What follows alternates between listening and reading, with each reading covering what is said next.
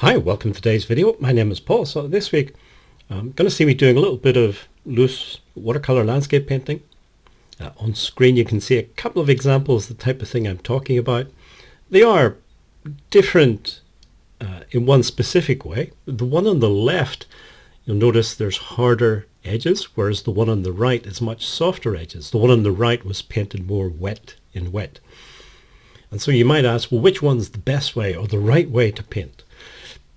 People watching these videos, the one thing I would like people to take away is to get away from this idea of right and wrong ways of painting. They're just different. You're the artist, you're in control, you decide which one you want to do. Do you want hard edges and well-defined shapes, or are you looking for something a bit softer? It creates a different feeling, a different look to the final painting, but it's not that one is right and one is wrong, they're just different. That's my opinion. But here on YouTube and blog posts and things, that's not usually the message that people are giving.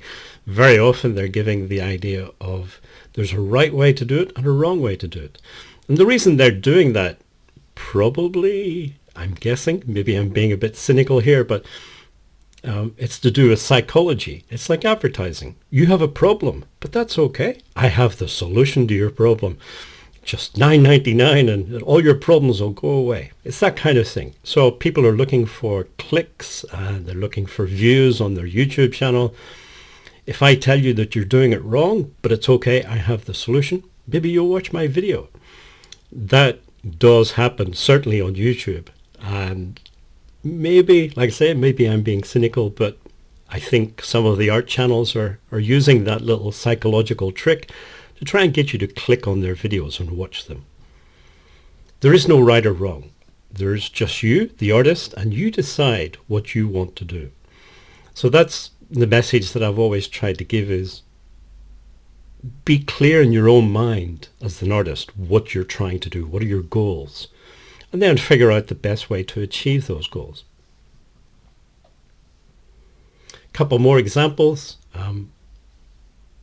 Another few differences here. The one on the left is using paper by a French company, Arches or Arche or whatever way it's pronounced, and you can see it has quite a pronounced texture, surface texture, and you can see that in the final painting. Maybe depending on the resolution of your screen, your eyesight and things, you maybe be able to see that there is quite a bit of rough texture on this paper. And that, as I say, does affect the way your final painting looks. Whereas the one on the right was done with paper by a German company called Hahnemühle. And their cold press paper is actually quite smooth. It's not completely smooth, it's not a hot press paper, but it only has a slight surface texture. So in the final painting, you can see the difference. So again, it's not one is right and one is wrong, it's just personal preference, which one works best for you. Another difference between these is the color scheme. I often associate different color schemes with different seasons. So the one on the right, the sort of blues, yellows, greens, I associate with spring and summer, sort of warmer seasons. And then on the left, sort of blues, orange, purples, that type of thing, I associate more with the colder seasons.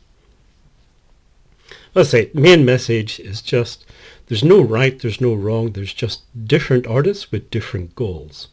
And I do think if you can get away from this idea that am I doing this right, is this the right way to paint, if you can get rid of that thought, it frees you up to paint in a way that suits you, that matches your goals as an artist.